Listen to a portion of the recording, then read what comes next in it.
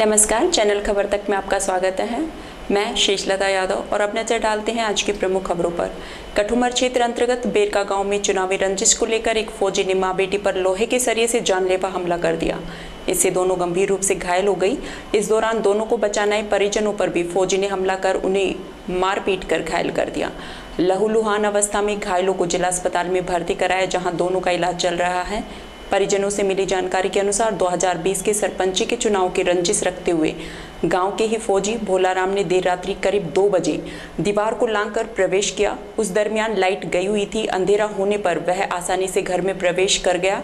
इसके बाद उसने शांति देवी और कृष्णा पर सरिये से ताबड़तोड़ हमला कर दिया, जिसमें कृष्णा के दांत टूट गए, वहीं शांति का सिर फूट गया। हमलावर आरोपी भोलाराम फौज में सिपाही के पद पर कार्यरत हैं। 2015 में जीत गया था। उसके बाद 2020 में चुनाव हुआ। उसमें हमारी उसकी थोड़ी चुनावी रंजिश चली आ रही थी। उसने हम पे वो रख दिया कि मैं इसका मर्डर करूँगा। आज एक दो बार पहले वारदात कर चुका है। आज रात के करीब 2 बजे हम सो रहे थे। थोड़ी देर पहले लाइट चली गई थी। लाइट चली गई, मैं ऊपर छत पे चला गया। नीचे बेटी, माँ और हमारी घरवाली, बच्चे नीचे थे। तो वो जैसे ही घर के अंदर कूदा बगल की बाउंड्री से, तो इनको पता लग गया। ये उसके पीछे भागी। हाथ में लोहे का सरिया था और कोई एक हथियार था, और इसके लाली बेटी के तो दांत तोड़ दिए, माँ का सिर तोड़ दिया। अच्छा, कितने लोग घायल हुए हैं? ये दो लोग घायल, मेरी माँ और मेरी बेटी। क्या क्या नाम है इनके? इनके माँ का नाम शांति है और बेटी का नाम कृष्णा है। अच्छा, और उसका नाम क्या है जो? वो भोलाराम। अच्छा, क्या करता है वो? फौज में नौकरी करता है। फौज में? तो यहाँ पे छुट्टी आया था। कौन से गांव का मामला है? बेर का, कठुमर के पास। हाँ, बेर का, कठुमर के पास। कठुमर पास। किस चीज़ चुनाव था ये? सरपंच का चुनाव। सरपंच का? हाँ, जो 2020 में हुआ था। उसके बाद रंजिश कर रखी है। सरपंच जीता है, उसकी कोई रंजिश नहीं है। हाँ, तो हमारी टक्कर में सरपंच जी शायद जीत के आया है। हाँ, उसका हम हार गए, उसका कोई मैटर नहीं है। और ये मैटर बना रहा है बीच में भोलाराम। अच्छा, ये मतलब गांव के पड़ोसी है, गांव के पड़ोसी है। मत्स्य विश्वविद्यालय की ओर से आने वाले सत्र तक सभी डिग्रियों को ऑनलाइन प्लेटफॉर्म पर लाने की पहल की जा रही है। इसका लाभ करीब 2.5 लाख विद्यार्थियों को मिलेगा, जिससे घर बैठे ही विद्यार्थियों को डिग्रियां मिल सकेंगी। इसकी शुरुआत जल्द होने जा रही है। अब तक डिग्रियों के लिए छात्र छात्राओं को विश्वविद्यालय से लेकर कॉलेजों तक दौड़ लगानी पड़ती थी। इसके बावजूद भी सभी छात्र छात्राएं डिग्रियां भी नहीं ले पाते थे। ऐसे में छात्रों को समय पर डिग्रियां मिल सकें और इससे विद्यार्थियों की भागदौड़ खत्म हो सकेगी। इसे देखते हुए डिग्रियों को ऑनलाइन किया जा रहा है। विश्वविद्यालय 2017 से 2022 तक की डिग्रियां ऑनलाइन करेगा। ये डिग्रियां पासवर्ड आदि के जरिए डाउनलोड हो सकेंगी। विश्वविद्यालय से 1 साल में लगभग 50,000 छात्र पास आउट होते हैं। इस तरह 5 साल में करीब 2.5 लाख छात्र छात्राओं को डिग्रियां ऑनलाइन मिल जाएंगी। विश्वविद्यालय के सहायक कुलसचिव डॉक्टर आशुतोष ने बताया कि विश्वविद्यालय की ओर से वर्ष 2017 से 2022 तक की सभी डिग्रियों को डिजी लॉकर पर अपलोड कर दिया जाएगा। ये डिग्रियां सभी संस्थाओं में मान्य होंगी। इससे छात्र छात्राओं को बड़ा लाभ मिलेगा। डिजी लॉकर पर छात्रों की, विद्यार्थियों की, सभी विद्यार्थियों की जो भी पास आउट हो गए हैं, उनकी मार्कशीट्स एंड डिग्री को ऑनलाइन स्टोर करने के लिए डिजी लॉकर पर उनको संधारित किया जाएगा। लगभग मैं समझ सकता हूँ 2 लाख के करीब इससे विद्यार्थियों को इससे फ़ायदा होगा। और इसका एक मेन उद्देश्य ये है कि विद्यार्थियों को जैसे परेशानी आती है, आजकल आप जानते हैं कि आईटी का ज़माना है, तो इसके ज़रिए हम ई-डॉक्यूमेंट को बढ़ावा देने के लिए सब कर रहे हैं। और इससे कितनी सहूलियत हो जाएगी, आप सोचो कि आज क्या होता है, डॉक्यूमेंट वेरिफिकेशन होता है। तो कहीं पे किसी बच्चे की नौकरी लगी, तो वो अपनी जो संस्था होती है जहाँ पे उसकी नौकरी लगी है, वो हमारे पास डॉक्यूमेंट वेरिफिकेशन के लिए भेजता है। इसको डाउनलोड करने के बाद डिजी लॉकर में विद्यार्थियों की सभी मार्कशीट, डिग्री को डालने के बाद उस संस्था को हम ये मान्यता रहेगी कि उसको वो ऑनलाइन ही वेरीफाई कर सकता है। और बच्चा अपनी मोबाइल नंबर, आधार कार्ड, लॉगिन आईडी और पासवर्ड डालकर कहीं पे भी कैसे भी उसको खोलकर देख सकता है। वो एक तरीके से वहाँ पर डिजिटली स्टोर हो जाएगी। तो घर बैठे भी फ़ायदा मिलेगा, बहुत फ़ायदा मिलेगा छात्रों को। आप देख लीजिए कि इससे पेपर की बचत होगी। आईटी का ज़माना है तो हम ई डिजिटलाइजेशन पे जा रहे हैं। तो लगभग जितने बच्चे पास आउट हो गए हैं पिछले 2017 से, तो इन सभी बच्चों को फ़ायदा मिलेगा। मार्कशीट उनकी ऑनलाइन मिलेगी, डिग्री ऑनलाइन मिलेगी उनको। पूर्व शहर विधायक बनवारी लाल सिंघल गुरुवार को भाजपा नेताओं के साथ मिनी सचिवालय पहुंचे। वहां एडीएम नवीन यादव को ज्ञापन देते हुए अपनी बात रखी। उन्होंने कहा कि अब अलवर शहर की आबादी 6 लाख से अधिक है और नगर निगम के लिए 5 लाख की आबादी की जरूरत है, तो दूर के गाँव को जोड़ने से क्या मतलब होगा। जरूरत है तो आसपास की कॉलोनियों और गाँव को जोड़ा जाए। नजदीक के गाँव और कॉलोनियों के बजाय निगम द्वारा दूर के गाँव को जोड़ने से जाहिर होता है कि कांग्रेस वोट की खातिर ऐसा करने में लगी है, जिससे गाँव के लोगों को फायदे की जगह नुकसान होगा। इस पर अधिकारी विचार करें और सही निर्णय करें। असल में सरकार ने अलवर नगर परिषद को नगर निगम बनाया है, इस कारण दायरा बढ़ाने की तैयारी चल रही है। पूर्व विधायक बनवारी लाल सिंघल के साथ पूर्व पार्षद राजेश तिवारी सहित कई पूर्व पार्षद और अन्य नेता थे। पूर्व विधायक 3 दिन पहले कैबिनेट मंत्री टीकाराम जूली पर कई आरोप लगा चुके हैं। उन्होंने कहा था कि कैबिनेट मंत्री ने संकल्प कर रखा है कि अलवर शहर में पानी नहीं आने देना है। दूसरी तरफ गांव को नगर निगम में शामिल कराकर गांव के संसाधन ले जाना चाहते हैं। वे सिल्लीसेट के आसपास बोर नहीं होने दे रहे हैं। मंत्री ने आरोप लगाया कि 15 साल में काम नहीं हुआ है। दूसरी तरफ कह रहे हैं कि 200 बोर अलवर शहर के आसपास की सीमा में लगे हैं। पूर्व विधायक ने कहा कि यदि कुछ विस्तार करना है तो भूगोर, दिवाकरी, बेला का गांव लिए जाएं, सूर्यनगर, वैशाली नगर और अपना घर शालीमार के क्षेत्र भी लिए जाएं। असल में ये शहर से जुड़े हुए हैं। केवल झूठे सपने दिखाना गलत है। नगर निगम में दूर तक के गांव केवल षड्यंत्र के तहत शामिल कराए जा रहे हैं। अभी शहर में सड़कें और नालियां तक नहीं है, फिर ये गाँव में कैसे बनाएंगे। निगम के गठन की घोषणा राजस्थान की विधानसभा के बजट 2023-24 में हुई है, मुख्यमंत्री जी ने की है। अब उसके गठन की प्रक्रिया प्रारंभ हुई है और 3-4 दिन पहले मैंने एक समाचार पत्रों में पढ़ा है, प्रमुख समाचार पत्र में, उसमें बहुत सारे गांवों को शामिल करना है। ये एक षड्यंत्र है राजनीतिक। शहर को शामिल नहीं करना चाहते। शहर के जो वंचित क्षेत्र है, जो विधानसभा क्षेत्र है, उसमें जितने भी एरिया आता है, सबसे पहले आप नगर निगम में उसको शामिल करिए। सूर्यनगर, वैशाली नगर, अम्बेडकर नगर आज तक गाँव में वोट डाल रहे हैं, वो ग्राम पंचायत के निवासी हैं। शहर की यूआईटी की कॉलोनी के निवासी होने के बाद भूगोर, दिवाकरी और बेला का, ये 3 ग्राम पंचायतों के लोग, ये भी आज तक शहर के नहीं हैं, जबकि ये शहर विधानसभा के वोटर हैं। तो जो टेक्निकल चीज़ें हैं, तकनीकी रूप से जो चीज़ उचित है वो ये है कि अगर हमारी पॉपुलेशन, हमारे घर में इतना अनाज है कि हम अपना पेट भर सकें, तो हमको पड़ोसी से उधार क्यों लेना है। हम पड़ोसी के उधार मांगने जा रहे हैं। घर का हमारा कोठा भरा पड़ा है अनाज का। हमारे पास इतनी पॉपुलेशन 5.5-6 लाख पॉपुलेशन इस शहर की है। उसमें उन वंचित क्षेत्रों को जो आज की तारीख तक शामिल नहीं किए गए हैं नगर परिषद में, उनको नगर निगम बनाते समय शामिल कर लेना चाहिए। उसके बाद अगर और ऐसा लगे कि पॉपुलेशन के हिसाब से, क्योंकि 5 लाख पॉपुलेशन होनी चाहिए नगर निगम के लिए और हमारी 5.5-6 लाख है, उसके बाद अगर आवश्यकता पड़ती है, कम पड़ता है, तो फिर शहर से बाहर आसपास के एरिया को देखा जाए। अभी तक ये डिलिमिटेशन में जा रहे हैं 20, 30, 40 गाँवों को जोड़ने का। ये राजनीतिक दुष्चक्र हो सकता है इस शहर के साथ कि भाई यहाँ से जो मेयर बनेगा आगे चलकर, वो शहर में नहीं बने आगे चल के कभी भी। पंचायत राज के जो लाभ आज ग्रामीण क्षेत्र के लोगों को मिल रहे हैं, ये राजनीतिक दुष्चक्र के माध्यम से उनको भी समाप्त करना चाहते हैं। क्योंकि शहर तो आज वर्तमान में नगर परिषद हमारी इस राजस्थान की सरकार के खराब कामों के कारण से हमारी नगर परिषद अपने काम को करने में सफल नहीं हो रही। और जब ये सफल नहीं हो रही तो आने वाले समय में उन लोगों को भी क्यों खराब करने का काम करें। आज शहर का मतदाता तो जैसे भी है, कहीं स्वर्ग रोड पे नालों में टेम्पू गिर रहे हैं, कहीं सड़कें टूटी पड़ी हैं, कहीं रोड लाइट सारी फ्यूज है, तो आज डकैती और नकबजनी हो रही है। इन सब चीज़ों से हम उन बेचारों को और दुखी क्यों करें जो आज पंचायत राज का कुछ ना कुछ लाभ तो ले रहे हैं। पंचायत राज से वंचित हो जाएंगे। शहर के लाभ देने की हम स्थिति में नहीं है। शहर के आदमी की सफाई कर्मचारी गांव में लगते रहेंगे।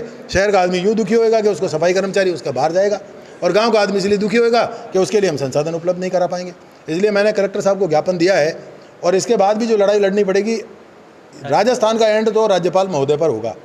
मैं राज्यपाल महोदय को भी ज्ञापन देने जाऊँगा इस संबंध में। उनको भी बताऊँगा कि ये गलत प्रक्रिया को रोका जाए, इस राजनीतिक षड्यंत्र को रोका जाए, और राज्यपाल महोदय से रुकवाएंगे क्योंकि उनकी अनुमति के बिना कुछ नहीं होना है।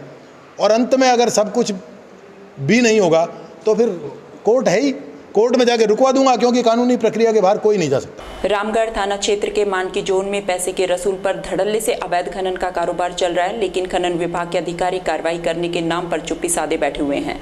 ग्रामीणों में भय का माहौल व्याप्त है, क्योंकि लीज पर धमाकेदार विस्फोट किया जाता है, जिसके कारण धूल भरे गुब्बारे उड़ते हैं, जिससे ग्रामीणों का सांस लेना भी दुर्लभ हो जाता है। खनन माफिया एनजीटी के आदेशों की खुलेआम धज्जियां उड़ाते नजर आ रहे हैं। वहीं बिना एनवायरमेंट क्लियरेंस सर्टिफिकेट लिए और बिना लीज के प्लांट कई महीनों से खुलेआम चल रहे हैं। ग्रामीणों ने जब इस समस्या से निजात पाने के लिए आरटीआई लगाकर कार्रवाई करानी चाहिए, तो प्रदूषण विभाग के अधिकारी मौके पर पहुंचे, जिन्होंने मौके पर चल रही लीज और प्लाटों के दस्तावेज मांगे तो मामला कुछ और ही निकला, क्योंकि यह सब कुछ बिना परमिशन के अवैध रूप से चला रखे हैं। प्रदूषण विभाग के अधिकारियों ने खनन माफियाओं को मौके पर खूब खरी खोटी सुनाई और मौके से रिपोर्ट मांग बनाकर ले गए। ग्रामीण मनीष यादव ने बताया कि लीज पर विस्फोट के कारण ग्रामीणों में भय का माहौल है, क्योंकि विस्फोट इतना भयानक किया जाता है कि घर में बंधे दुधारू पशु डर के मारे दूध नहीं देते हैं। वहीं धूल भरे गुब्बारों के कारण ज्यादातर ग्रामीण श्वास रोग के शिकार हो गए हैं। लीज चलाने के लिए सरकार द्वारा ग्रामीण क्षेत्र से 1500 मीटर की दूरी पर परमिशन दी जाती है, लेकिन मानकी में 1000 मीटर की दूरी पर ही लीज और प्लांट चल रहे हैं, जिससे यहाँ सरकार के आदेशों की खुलेआम धज्जियां उड़ाई जा रही हैं या खनन माफियाओं ने खनन करके पाताल तक का पानी निकाल दिया है। मेरे पास में ग्रामीण मानकी पड़ता है, जिसमें अवैध खनन के द्वारा लीजें चलाई जा रही है बिना परमिशन, बिना नियमों के। तो उसमें क्या है, वो हैवी ब्लास्टिंग करते हैं, जिससे धूल के गुब्बारे उठते हैं और इनकी सीमा गांव से 1000 मीटर के अंडर में है, जिससे इस पास में स्कूल, सरकारी स्कूल है, उससे बच्चों में भय बढ़ा पड़ा है, ग्रामीणों में भय पड़ा है, क्योंकि हैवी ब्लास्टिंग से आवाज़ जो पशु हैं हमारे, उनको दूध नहीं दे पा रहे और मकानों में दरार आई है। अब जो आसपास के क्षेत्र, उस एरिया के जो किसान हैं, खेती करने जाते हैं, उनकी सारी फसलें नष्ट हो रही हैं और उनमें भय बढ़ा हुआ है, जिससे इसकी शिकायत की रही थी आपने? हाँ जी साहब, इसकी शिकायत हम पोल्यूशन विभाग दिल्ली में हमने लगाई थी, जिससे जयपुर से एक टीम आई थी, जिसका इनका निरीक्षण करके गई है, इनको फटकार लगाई है और इनको कुछ नियमों की जानकारी दी है और वीडियो बना के लिखी। उसकी रिपोर्ट अगले दिन आने के लिए हमें बताया गया है। उस समय भी गए थे वहाँ पर। ठीक है, आगे क्या कार्रवाई करना चाहते हैं?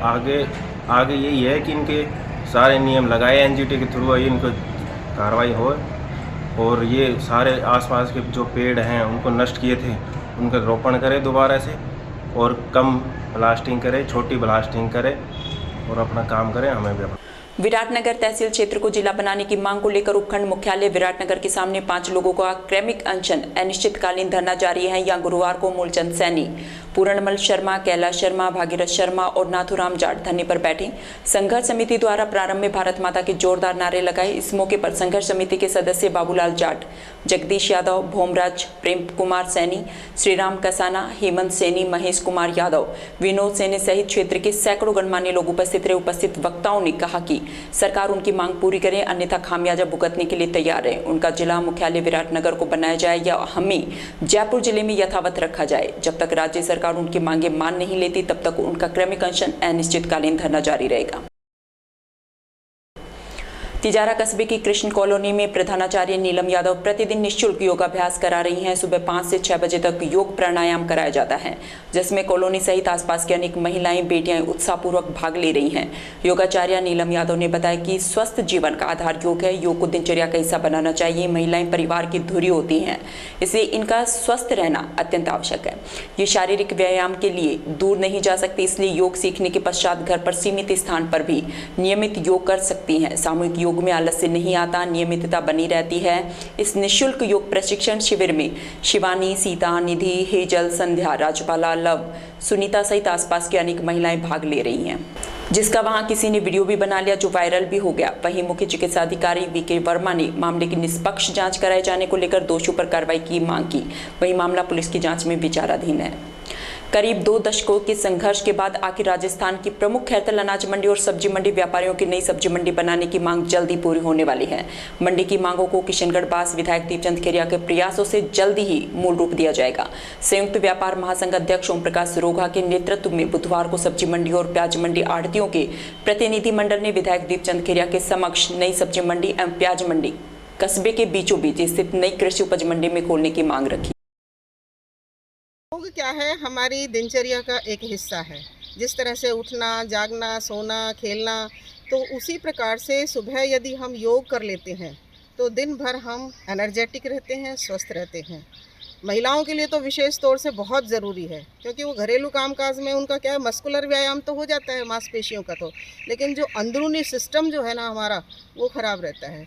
इसलिए योग अपने आप में संपूर्ण व्यायाम है और ज़्यादा जगह भी नहीं चाहिए। इसमें 6x6 का एरिया है, उसमें आप दौड़ भी लगा सकते हैं, आसन भी कर सकते हैं, प्राणायाम भी कर सकते हैं। पुलिस अधीक्षक भिवाड़ी अनिल कुमार बेनीवाल के निर्देशन में वांछित फरार आरोपियों की धरपकड़ हेतु अभियान चलाया हुआ है। इस अभियान को सफल बनाते हुए भिवाड़ी जिला स्पेशल टीम ने एक होटल संचालक से रंगदारी मांगने के मामले में फरार चल रहे 2000 रुपए के इनामी बदमाश को दस्तयाब किया है। जिला डीएसटी प्रभारी तारा सिंह को गुरुवार तकनीकी सेल से सूचना मिली कि होटल संचालक ने रंगदारी मांगने और भिवाड़ी के यूआईटी फेज 3 का आईटी एक्ट का फरार चल रहा 2000 रुपए के इनामी बदमाश हरियाणा के कसोला निवासी सुनील उर्फ सुक्कन गुजर कोटकासिम इलाका में आया हुआ है। इसके बाद सूचना पर जिला स्पेशल टीम ने कार्रवाई करते हुए कोटकासिम कस्बे से सुनील उर्फ सुक्कन गुजर को गिरफ्तार कर अग्रिम कार्रवाई हेतु पुलिस थाना भिवाड़ी के सुपुर्द कर दिया।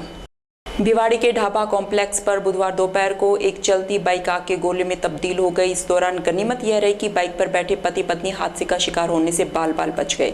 इस दौरान तुरंत ही पास में ही स्थित रिको फायर स्टेशन पर सूचना देकर दमकल की गाड़ी को बुलाया गया और दमकल की गाड़ी ने आग पर काबू पाया। जानकारी के अनुसार भिवाड़ी के नजदीकी स्थित हरियाणा के रंगाला गाँव का रहने वाला धर्मेंद्र अपनी पत्नी के साथ कोटकासिम के डेंगली गाँव में स्थित अपने खेत पर काम करके दोपहर को अपने गाँव रंगाला जा रहा था। तभी अचानक चलती बाइक में आग लग गई। जैसे ही धर्मेंद्र को बाइक में आग महसूस हुई वैसे ही वह उसकी पत्नी बाइक से उतरकर साइड में खड़े हो गए। देखते ही देखते चंद सेकंड में ही बाइक आग के गोले में तब्दील हो गई। इस दौरान मौके पर पहुंची दमकल की गाड़ी ने करीब 15 से 20 मिनट तक पानी की बौछार कर आग पर काबू पाया। धर्मेंद्र ने बताया कि उसकी बाइक 2016 मॉडल की थी जो बिल्कुल सही थी, लेकिन अचानक आग किस तरह से लग गई यह पता नहीं चल पाया है।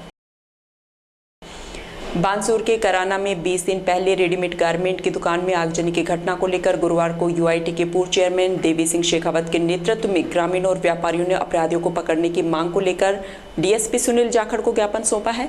देवी सिंह शेखावत ने बताया कि 22 मई को कराना गांव में योगेश सिंह शेखावत के रेडीमेड गारमेंट की दुकान में कुछ बदमाशों ने आग लगा दी थी, जिसको लेकर दुकान मालिक ने आधा दर्जन लोगों के खिलाफ दुकान में आग लगाने का मामला दर्ज करवाया था। लेकिन 20 दिन बीत जाने के बाद भी पुलिस ने आरोपियों को गिरफ्तार नहीं किया है, जिसको लेकर व्यापारियों में रोष बना हुआ है। जिसको लेकर व्यापारी और ग्रामीणों के साथ मिलकर डीएसपी को ज्ञापन सौंपकर आरोपियों को गिरफ्तार करने की मांग की गई है। शेखावत ने बताया कि डीएसपी सुनील जाखड़ से मामले को लेकर चर्चा की गई, जिसमें डीएसपी ने बताया कि मामले में अभी तक 2 अपराधियों को गिरफ्तार कर लिया गया है, बाकी अपराधियों को भी जल्दी गिरफ्तार कर लिया जाएगा। इस दौरान सुनील दीक्षित, सुरेश ज्ञानपुरिया, सचिन सैनी, भरत सिंह, ओमपाल, तेजपाल मीना सहित क्षेत्र के अनेक व्यापारी और ग्रामीण मौजूद रहे। हत्या, बलात्कार ये बड़े संगीन किस्म के केस होते हैं और बानसूर विधानसभा क्षेत्र में इन अपराधों की बाढ़ आई हुई है। चाहे अवैध हथियार हो, चाहे कहीं कोई आगजनी की घटना हो या किसी को डराना हो, और छोटी घटनाएं उनका तो कोई अंत पार ही नहीं। कुल मिलाकर अपराधियों का हौसला बहुत ज़्यादा बढ़ा हुआ है, क्योंकि उनको राजनीतिक संरक्षण कहीं कहीं से मिलता है या उनको प्रोटेक्शन होता है, तभी अपराधी इस सीमा से होते हैं। लेकिन मेरा आपके माध्यम से सभी लोगों से यही कहना है, सभी 36 कौम के हमारे अभिभावकों से ये कहना है कि जितना वो केयर अपनी बच्चियों की करते हैं, उतना अपने बच्चों का भी ध्यान रखें। नहीं तो आज छोटे अपराध में बच्चा गया, चाहे वो किसी भी जात, किसी भी समाज का हो, वो बड़े क्राइम की तरफ जाता है और जो अपने माता पिता के पुण्य उनको ख़त्म करके और उनके दुख का कारण बनता है। तो हमें अपने बच्चों पर बहुत ध्यान रखना होगा।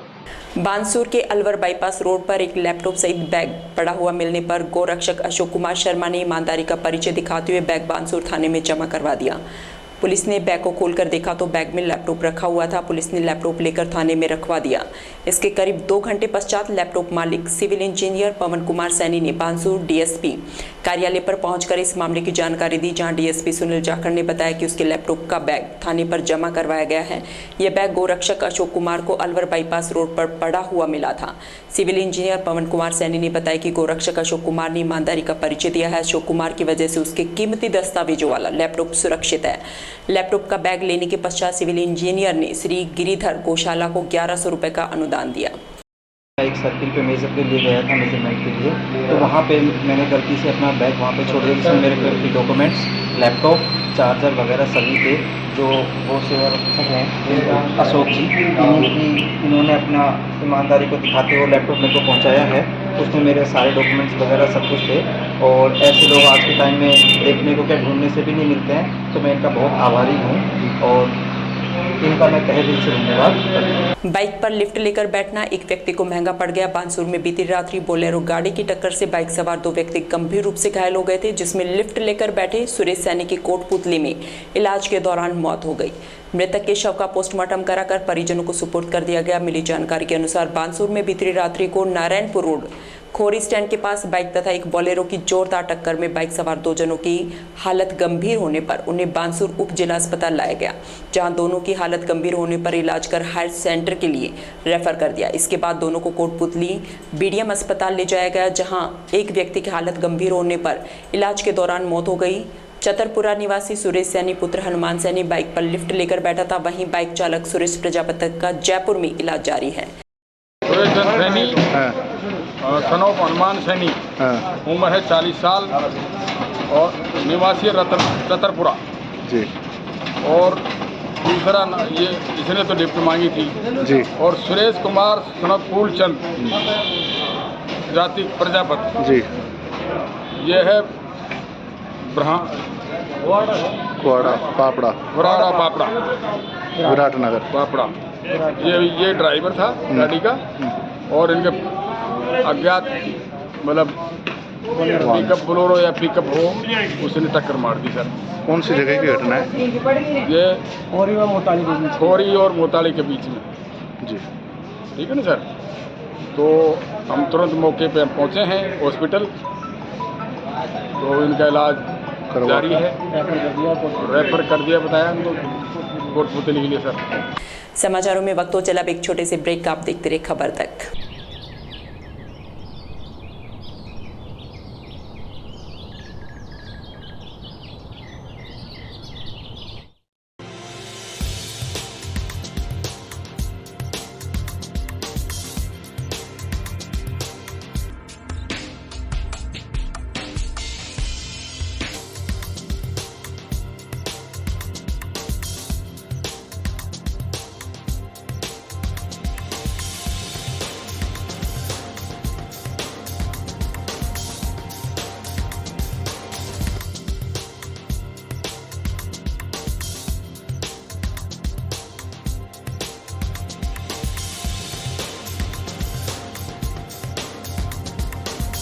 ब्रेक के बाद आपका फिर से स्वागत और अब चलते हैं खबरों की ओर। कक्षा 10वीं में राजस्थान बोर्ड परीक्षा में प्रदेश स्तर पर तीसरे स्थान पर तथा जिले में प्रथम स्थान पर रही कक्षा 10वीं की ब्लड कैंसर पीड़ित छात्रा अंजलि यादव के सम्मान में विशाल रैली का आयोजन किया गया। ये रैली बानसूर के एसएमएस स्कूल से शुरू कर कस्बे के मुख्य मार्गों से निकाली गई, जहां व्यापारियों ने रैली पर पुष्प वर्षा कर सम्मान किया। विद्यालय के डायरेक्टर डॉक्टर शशिकांत बोरा ने बताया कि बालिका अंजलि यादव ने ब्लड कैंसर पीड़ित होने के बावजूद भी जिले में पहला स्थान प्राप्त किया है तथा राज्य में तीसरे स्थान पर रही है। छात्रा अंजलि यादव ने कक्षा 10वीं में 98.83% अंक हासिल कर बानसूर ही नहीं अलवर जिले का नाम रोशन किया है। इसलिए स्कूल में टॉप रहे बोर्ड परीक्षाओं के छात्र छात्राओं का मान सम्मान कर विशाल रैली निकाली है, जिसमें कस्बे के रामलीला मैदान पर कक्षा 10वीं की छात्रा अंजलि यादव का सर्व समाज के द्वारा मान सम्मान और स्मृति चिन्ह देकर स्वागत सम्मान किया गया। इस मौके पर नगर पालिका चेयरमैन प्रतिनिधि सज्जन मिश्रा, सर्व समाज अध्यक्ष सहित स्कूल के अध्यापक तथा छात्र छात्राओं सहित काफी संख्या में ग्रामीण मौजूद रहे। आज एसएमएस विद्यालय का जो छात्रों द्वारा, छात्राओं के द्वारा, पेरेंट्स, अभिभावकों के द्वारा विजय जुलूस निकाला गया, वो पूर्ण अभिभावकों के द्वारा रचित था कि हमारे बालकों ने आपके परिश्रम व आपके अनुशासन के कारण एसएमएस व हमारे परिवार और हमारे खानदान का नाम गौरवान्वित किया हमारे बालकों ने।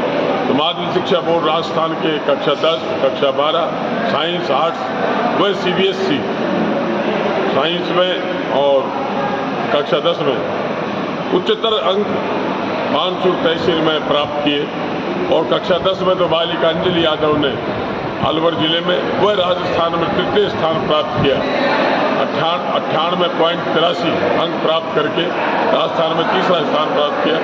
उसके उपलक्ष्य में सभी पेरेंट्स की इच्छा थी कि विजय जुलूस निकाला जाए, जो आज एक भव्य कार्यक्रम के तहत जगह जगह पर हम ग्रामवासियों बानसूर के बहुत आभारी हैं एसएमएस विद्यालय कि उन्होंने जगह जगह पर फूल वर्षा करके व जगह जगह ठंडाई और शरबत पिला के बच्चों का हौसला अफजाई किया। व मैन मार्केट रामलीला मैदान पर सभी समाजों के अध्यक्ष और समाज के द्वारा इस बालिका का अंजलि का और स्कूल के मैनेजमेंट का जो स्वागत और सम्मान किया और हर सब समाजों ने कोई ने 51 कोई ने 21 इस बालिका का हौसला अफजाई करने के लिए उसको पुरस्कार दिया। उसके लिए हम सभी पेरेंट्स के सभी समाजों के SMS विद्यालय आभारी है उनका, उन्हें धन्यवाद देता है कि इसी प्रकार आगे भी हम उनकी आशाओं पर पूरा उतरने की प्रयास करेंगे। रामगढ़ क्षेत्र अंतर्गत हनुमान बगीची रसगन शेरपुर के पास नौगांव में त्यागी बाबा के सानिध्य में श्रीमद् भागवत कथा समापन पर भंडारे का आयोजन किया गया। यहां कथा का वाचन पंडित बालकिशन डीग वाले द्वारा किया गया। हिंदू वाहिनी संगठन और राष्ट्रीय ओड महासभा प्रदेश अध्यक्ष निर्मल सुरा ने जानकारी देते हुए बताया कि इस भव्य कार्यक्रम में प्रेमदास महाराज, सरजूदास, डीग वृंदावन के मालदास बाबा, श्याम सुंदर दास, नंदराम दास सहित अनेक धर्माचार्यों की सहभागिता रही। वहीं कृष्ण देवा, परम सिंह राजपूत, राजा राम राजपूत, जोगेंद्र राजपूत, नारायण सिंह राजपूत आदि ने इस भव्य सनातन कार्यक्रम में अपना सहयोग प्रदान किया। यहाँ प्रतिवर्ष यह विशाल भंडारा आयोजित किया जाता है। आज हनुमान बगीची रसगण नौगांव में भागवत कथा के समापन के दौरान भव्य भंडारे का आयोजन किया गया। सैकड़ों की संख्या में भक्तजनों ने यहाँ का प्रसाद ग्रहण किया और इस हनुमान बगीची में धार्मिक अनुष्ठान प्रतिवर्ष होते रहते हैं और भागवत कथा और भंडारे का आयोजन हमेशा किया जाता रहा है। यहाँ पर धर्म और सनातन की पूजा होती है और यहाँ पर भक्तजनों का हर माह कीर्तन होता है और इस दौरान त्यागी बाबा का इसमें विशेष योगदान रहा। इसके अतिरिक्त प्रेमदास पानोरी से, सरजूदास श्रीमंत नदबई से, मालदास बाबा डीग वृंदावन से, श्रिया शरणदास नागा एवं श्यामदास, सुंदरदास, नंदराम दास, बंगाली बाबा आदि बाहर से काफ़ी महात्माओं ने आकर के यहाँ पर अपने आहुति दी और इस दौरान भंडारे में उपस्थिति देकर त्यागी बाबा का आशीर्वाद प्राप्त किया और हिंदू एवं सनातन धर्म की बात की, जिसमें मेवात क्षेत्र में यदि कोई धर्म का अनुष्ठान करता हो, सनातन धर्म की बात करता हो, हिंदुत्व के विचारधारा का प्रचार प्रसार करता हो, ये हिंदू को जगाने का एक बहुत बड़ा विकल्प है। ऐसे में हम चाहेंगे कि घर घर में सनातन धर्म की स्थापना हो और श्री रामचंद्र और कृष्ण भगवान के आदर्शों पे चलना चाहिए। यही मेरा धर्म जागरण के प्रति हर जन जन तक आवाज़ पहुंचाने का विचार है और हिंदुत्व का विचार ही हमें हिंदू राष्ट्र की ओर अग्रसर करेगा। आने वाले विधानसभा 2023 को देखते हुए यहाँ पर राम राज्य की स्थापना होगी। संपूर्ण राजस्थान में राम राज्य की स्थापना होना सुनिश्चित है और भारतीय जनता पार्टी को बहुमत से कमल का बटन दबाकर और इस आने वाली सरकार को जिताने में अपनी महत्वपूर्ण भूमिका निभाए। आर्मी से रिटायर्ड मेजर धीर नत्थी सिंह रामगढ़ विधानसभा में एक मिसाल बन चुके हैं, क्योंकि ये अपने निजी खर्चे से कैंप लगाकर असहाय बुजुर्गों, महिला और पुरुषों का निःशुल्क ऑपरेशन करवा चुके हैं। मेजर धीर नत्थी सिंह रामगढ़, नौगांवा, गोविंदगढ़, मुबारकपुर और बड़ौदा में कस्बे में मोतियाबिंद जांच, नेत्र लेंस प्रत्यारोपण शिविर लगवाकर लगभग 200 बुजुर्गों व्यक्तियों का ऑपरेशन करवा चुके हैं। मेजर सिंह का कहना है कि जिस प्रकार उन्होंने सेना में रहकर देश की सेवा की थी, उसी प्रकार भी समाज सेवा कर रही हैं। रामगढ़ कस्बे के अरावली स्कूल में लगाए गए शिविर में 40 लोगों का ऑपरेशन करवाया गया था। उन बुजुर्ग व्यक्तियों को जयपुर के डॉक्टरों द्वारा निःशुल्क दवाई दी जा रही है। धीर नत्थी सिंह ने बड़ौद निवासी मोनिका जांगिड़, जो कि बचपन से ही नेत्रहीन है, उसकी आंखों का ऑपरेशन करवाकर उसकी आंखों में रोशनी डलवाने की पूरी जिम्मेदारी ली है। धीर नत्थी सिंह द्वारा कराए गए इस नेक कार्य की क्षेत्र के लोग सराहना कर रहे हैं। मेजर ने कैंप लगवाया नत्थी सिंह के पोते ने और 45-46 आदमी गए थे जिनका बहुत फर्स्ट क्लास ऑपरेशन हुआ है। और जो हॉस्पिटल है, हॉस्पिटल में भी बहुत सुविधा, बहुत अच्छी हमारी इज्जत से आंख बनाई है, बहुत बढ़िया फर्स्ट क्लास आंख बनी। हम धन्यवाद देते हैं धीरज जी को, कंडोड़ा वाले नत्थी सिंह को भी, जिसने ये धर्म का काम किया है। प्रणाम, जय श्री राम। मैं मेजर धीर नत्थी सिंह गंडूड़ा का रहने वाला हूँ। आज यहाँ अरावली पब्लिक स्कूल रामगढ़ में हम 5वां नेत्र चिकित्सा कैंप में जो पेशेंट्स के ट्रीटमेंट हुआ है, ऑपरेशन हुआ है, उनको रिव्यू करने के लिए आए हुए हैं। मेरे को ये बताते हुए खुशी होती है कि रामगढ़ क्षेत्र का इस वर्ष का ये हमारा 5वां कैंप है, जिसमें पहला कैंप गंडूड़ा, दूसरा गोविंदगढ़, तीसरा मुबारकपुर, चौथा रामगढ़ मैं एक डॉक्टर्स की हड़ताल के लिए कैंसिल हो गया था बड़ौदा में, और आज ये रामगढ़ में कैंप है। इस कैंप में हमने लगभग 180 लोगों का ओपीडी और 46 पेशेंट्स को मोतियाबिंद प्रत्यारोपण शिविर के लिए ऑपरेशन के लिए जयपुर लेकर गए थे। आज सभी 46 पेशेंट्स का सक्सेसफुल ऑपरेशन होकर के यहाँ पे रिव्यू के लिए आए हुए हैं। मेरा यहाँ पर प्रयास ये है कि फ़ौज में 15 साल की नौकरी करने के बाद मैं रिटायर होकर के आया हूँ और कोशिश कर रहा हूँ जो इस समाज ने, क्षेत्र ने मेरे को दिया, जिसकी ताकत से मैं देश की सेवा कर पाया हूँ, उसी ताकत को मैं वापस अपने समाज में लौटाना चाहता हूँ और समाज की सेवा में तत्पर आगे हूँ। हाँ जी, मेरी मम्मी का ऑपरेशन करवाया हमने यहाँ पे, बहुत अच्छा ऑपरेशन हुआ है यहाँ रामगढ़ कैंप में। भैया मेजर धीर सिंह जी ने जो यहाँ कैंप लगवाया है वो बहुत ही अच्छा है बुजुर्गों के लिए, जो अपने बढ़िया से जयपुर भेजा है। सब खर्चा, कोई निःशुल्क ऑपरेशन हुआ है, कोई खर्चा नहीं, अच्छी सुविधा थी वहाँ, खाने पीने की हर चीज़ की कोई दिक्कत नहीं है, बहुत अच्छा ऑपरेशन हुआ है। और हम आप इनको धन्यवाद देते हैं कि ऐसे ही बुजुर्गों का ऑपरेशन करवाएं, इनकी बुजुर्गों की दुआएं इनके साथ है। और ये विश्व पर्यावरण दिवस के अवसर पर जिला विधिक सेवा प्राधिकरण एवं तालुका विधिक सेवा समिति थानागाजी के संयुक्त तत्वाधान में कंगलदास महाराज के आश्रम पर जागरूकता शिविर का आयोजन किया गया।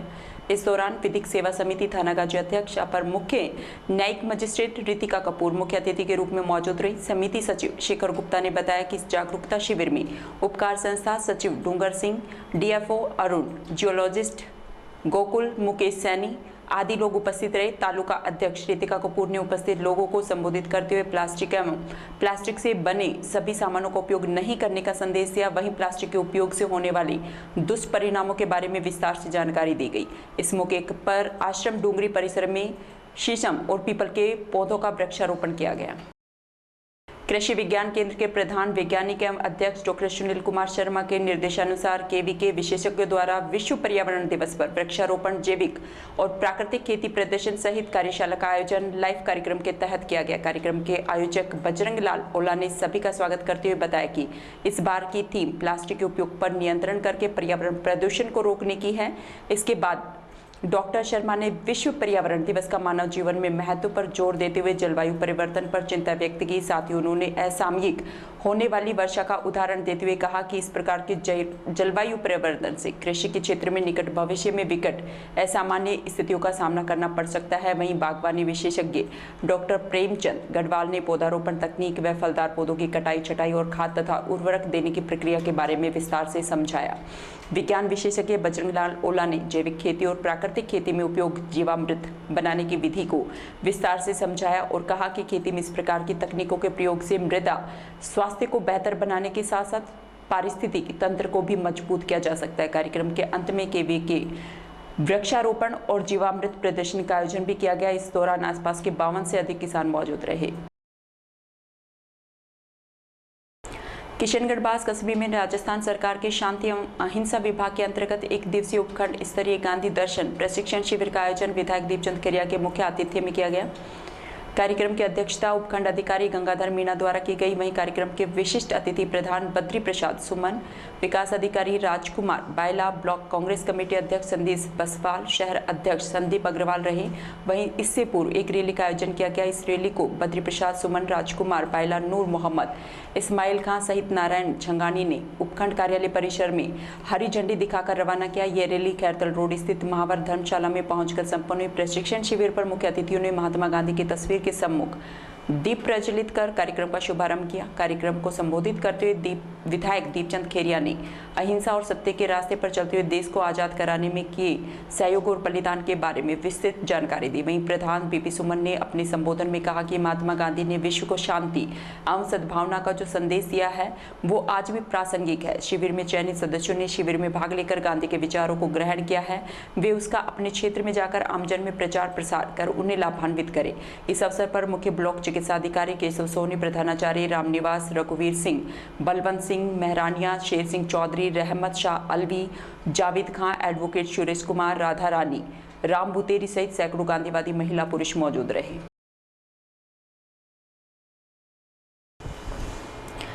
कठुमर कस्बे की GIS स्कूल ने प्रतिभाशाली विद्यार्थियों का बैंड बाजे के साथ विजयी जुलूस निकाला। ये जुलूस कठुमर मसारी बड़ौदा कान प्रेला गांव में निकाला गया। इस दौरान गांव में जगह जगह विद्यालय डायरेक्टर मनोज चौधरी सहित बोर्ड परीक्षाओं में 90% से अधिक अंक लाने वाले विद्यार्थियों का स्वागत किया गया।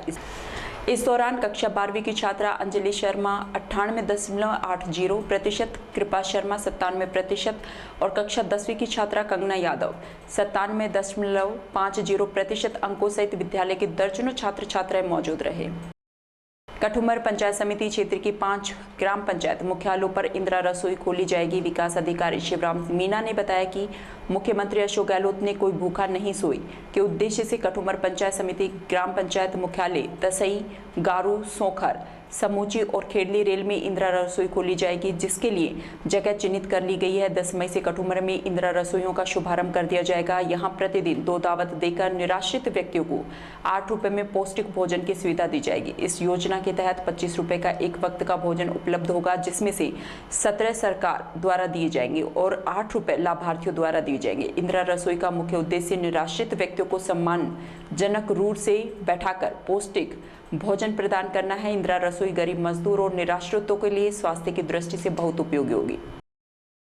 पंचायत समिति में राज्य सरकार द्वारा 5 इंदिरा रसोइयों का चयन किया गया है, जिसमें तसई, सौंकड़, समोची, खेली रेल और गारू, जिनका पंचायत समिति ने ग्राम पंचायतों के माध्यम से जो सिविल कंस्ट्रक्शन का काम है वो कल लगभग कंप्लीट करवा दिया गया है और राज्य सरकार के शायद 10 तारीख के आसपास इनको संचालन के आदेश आए हैं। तो इंदिरा रसोई के लिए भवन निर्माण का कार्य होगा? नहीं, जो पुराने सरकारी भवन खाली पड़े थे या जहाँ पे भवन नहीं है वहाँ पे प्राइवेट बिल्डिंग लेकर के और व्यवस्था की गई है। मुख्यमंत्री अशोक गहलोत ने राजस्थान में किसी भी शराब की दुकान से रात्रि 8 बजे बाद और सुबह 10 बजे से पहले शराब बिक्री होती है तो उस दुकान का लाइसेंस रद्द कर सेल्समैन और ठेकेदार के खिलाफ सख्त कार्रवाई करने के आदेश जनवरी माह में दिए थे। इस आदेश में यह भी था कि जिस थाना क्षेत्र या शराब बिक्री होती है तो उसका जिम्मेदार थाना इंचार्ज, CO और पुलिस अधीक्षक होंगे, परंतु अलवर जिले में इन आदेशों की धज्जियां उड़ती हुई नजर आ रही हैं। जिले में ऐसा कोई भी शराब का ठेका नहीं है जहां रात्रि 8 बजे बाद और सुबह 10 बजे से पहले शराब की बिक्री नहीं होती हो। हालांकि निर्धारित समय के बाद शराब ठेकेदारों द्वारा दुकानें तो बंद कर दी जाती है, लेकिन इनके बाहर खड़े होकर शराब की बिक्री चालू रहती है। इस अवैध शराब बिक्री में यह भी निश्चित नहीं है कि जो शराब बेची जा रही है वह असली है या नकली या फिर मिलावटी, क्योंकि दुकान से मिलने वाली शराब पर तो सरकार की गारंटी होती है, लेकिन बाहर खड़े होकर बेची जाने वाली शराब की जिम्मेदारी सरकार की नहीं होती है। इतना ही नहीं, इन शराब ठेकेदारों द्वारा एक लाइसेंस पर 2 जगह शराब बेची जाती है, एक जगह गोदाम के नाम से तो दूसरी जगह शराब ठेके के नाम से। इस तरह की बिक्री पर ना तो आबकारी विभाग कोई पाबंदी लगा पा रहा है और ना यहाँ की पुलिस, जिसके कारण अवैध शराब का कारोबार दिनों दिन फलता फूलता जा रहा है। शराब माफिया प्रशासन की नाक के नीचे अवैध कारोबार को वैध तरीके से धड़ल्ले से चला रहा है। अलवर शहर की बात की जाए तो अलवर शहर में अंडे वाली गली, bus stand, Shivaji park, Hanuman circle, Nayabas चौराहा, मनु मार्ग, दिल्ली दरवाजा, विकास पथ सहित शहर में जितने भी ठेके हैं वहां पर 24 घंटे शराब मिल सकती है। ऐसे में इस शराब बिक्री पर गहलोत सरकार की विफलता साफ नजर आ रही है। मथुरा के जिला अस्पताल में एक 14 वर्षीय बालिका से छेड़छाड़ की गई। इसके बाद छेड़छाड़ के मामले को लेकर चिकित्सक के साथ मारपीट की गई।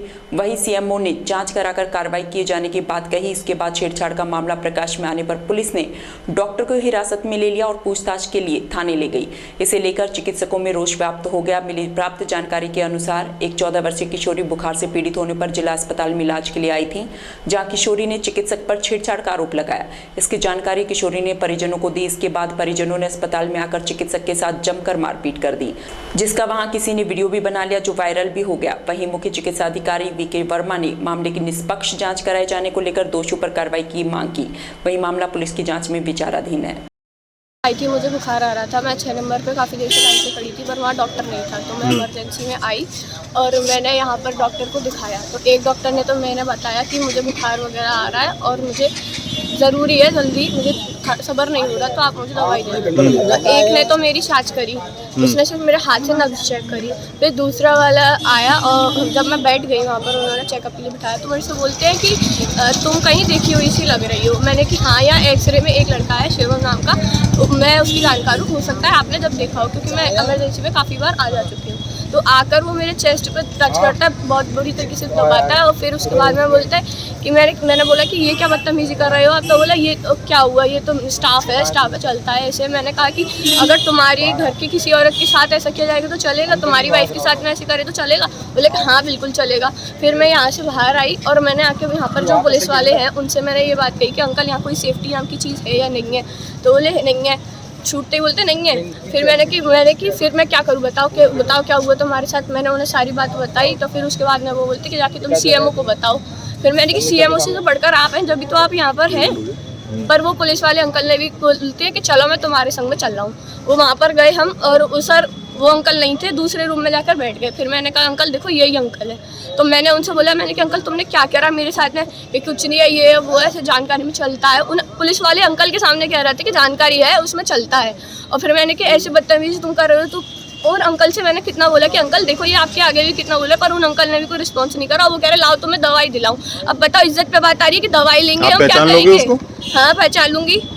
तो पुलिस ने कोई कार्रवाई नहीं करी? पुलिस ने कोई कार्रवाई नहीं करी। उन्होंने सीएमओ का हवाला किया और फिर सीएमओ के पास तो मैं गई नहीं। फिर आप क्या चाहते हो? मैं चाहती हूँ उसे सजा दो, क्योंकि अभी मेरे साथ हुआ है, कल को किसी और के साथ में भी हो सकता है। हॉस्पिटल भी सेफ नहीं रहा वो लड़कियों के लिए।